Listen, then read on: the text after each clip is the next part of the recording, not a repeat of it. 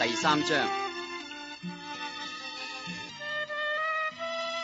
那時有施浸的約翰出來，在猶太的曠野傳道，說：天國近了，你們應當悔改。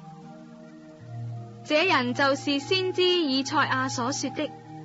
他說：在曠野有人聲喊着說，預備主的道，修直他的路。這約翰身穿駱駝毛的衣服，腰束皮帶，吃的是蝗蟲野物。那時耶路撒冷和猶太全地並約旦河一帶地方的人都出去到約翰那裏，承認他們的罪，在約旦河裏受他的浸。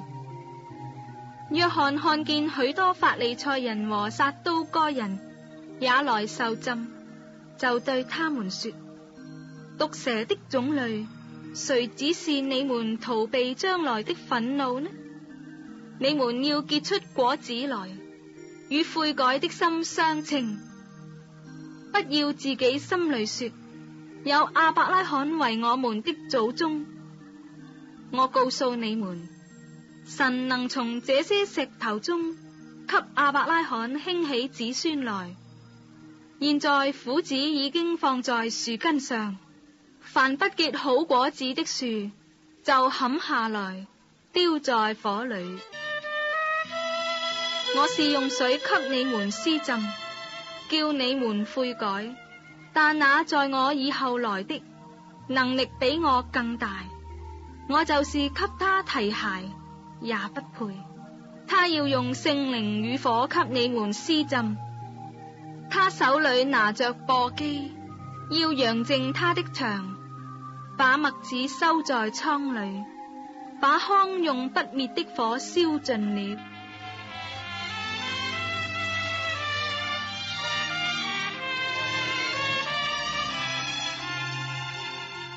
當下耶穌從加利利來到約旦河，見了約翰，要受他的浸。約翰想要攔住他，說：我當受你的浸，你反倒上我這裏來麼？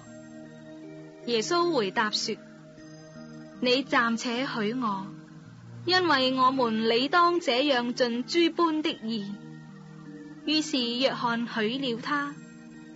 耶穌受了浸，隨即從水裏上來，天忽然為他開了，他就看見神的靈仿佛鴿子降下，落在他身上。從天上有聲音說：這是我的愛子，我所喜悅的。